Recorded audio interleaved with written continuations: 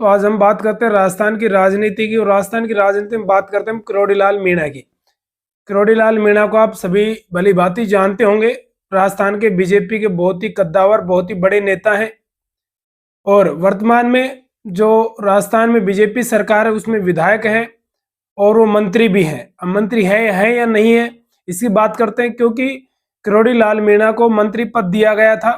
जब बीजेपी की सरकार बनी थी तो उनको मंत्री पद दिया गया था और उनको कृषि मंत्री बनाया गया था।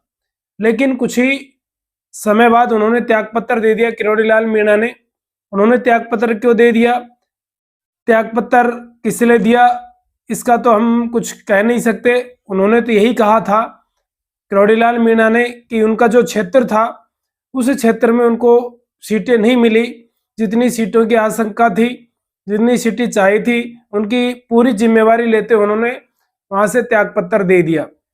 दूसरी चीज, वो बीजेपी के बहुत बड़े नेता थे, कह सकते कि वसुंधरा राजे जो पूर्व मुख्यमंत्री राजस्थान की उसके बराबर के टक्कर के नेता थे। तो उन्होंने ज्यादा अहमियत किरोड़ीलाल मीणा को बीजेपी सरकार में वर्तमान में नहीं दी गई। भजन लाल को मुख्यमंत्री बना दिया गया, उनसे ज्यादा चर्चाएं नहीं की गई किरोड़ीलाल मीणा से कि भाई किसको मुख्यमंत्री बनाना है किसको नहीं। तो इस वजह से भी उनकी नाराजगी हो सकती है। दूसरी बात करते हैं कि उनके भाई थे, उन्होंने लोकसभा के चुनाव लड़े, उनकी हार हो गई और उन कारणों की वजह से भी बीजेपी में और किरोड़ीलाल मीणा में कहीं ना कहीं खटास पैदा हो रही है। तो किरोड़ीलाल मीणा मंत्री हैं भी और नहीं भी हैं, दोनों ही बातें। किरोड़ीलाल मीणा को मंत्री मान भी सकते हैं और नहीं भी मान सकते, दोनों ही चीजें यहाँ पर हमें लग रही है। अब आपने जो राजस्थान में भी उपचुनाव हुए थे और उपचुनाव में उनके भाई की लोकसभा के चुनाव में हार हो गई थी किरोड़ीलाल मीणा की। उसके बाद में उन्होंने अपने भाई को विधानसभा में उतारा, उपचुनाव में टिकट दिलवाई, उसमें भी उनकी हार हो गई। और इस वजह से लगातार कहीं ना कहीं किरोड़ीलाल मीणा चुप्पी साधे हुए हैं, कहीं ज्यादा बोलते नहीं है, ज्यादा बातें नहीं करते हैं। और उसी समय कांड हुआ था नरेश मीणा का, समावर्ता कांड, जहां पर एक एसडीएम को थप्पड़ मार दिया गया था। वहां पर फिर रात को आगजनी हो गई और वो नरेश मीणा अब जेल में बंद है।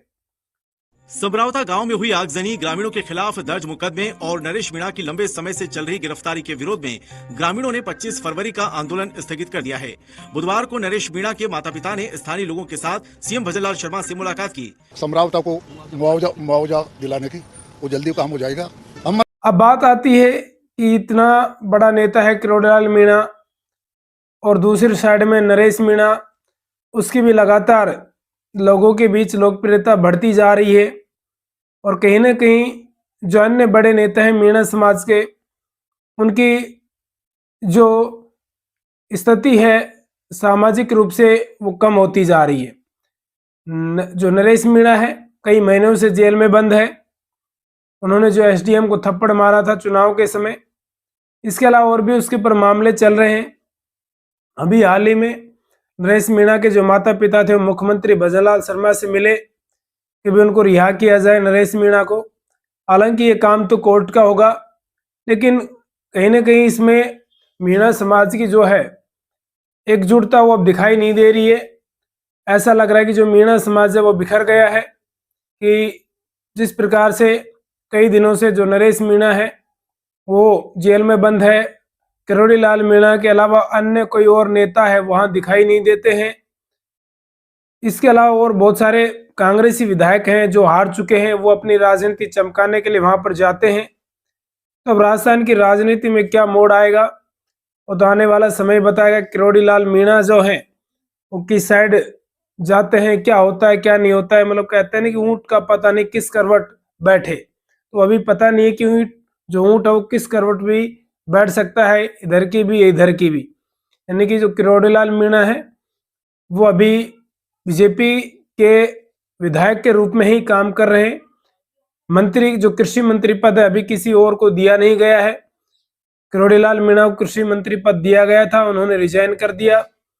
अब आगे देखते हैं क्या होता है क्या नहीं होता है राजस्थान की राजनीति में, वो तो आने वाला समय ही बताएगा। तो दोस्तों, ये आज की जो विश्लेषण चर्चा थी राजस्थान की राजनीति पर नरेश मीणा और किरोड़ीलाल मीणा को लेकर के हमने की। अब हालांकि नरेश मीणा के माता पिता हाल ही में जो राजस्थान के मुख्यमंत्री उनसे मिले हैं, रिहाई की बात की है। अब देखते हैं क्या होता है। तो बने रहिए मेरे साथ, मेरे चैनल को सब्सक्राइब कर लीजिए। वीडियो अच्छा लगा तो लाइक करें, कमेंट करें। सभी को धन्यवाद।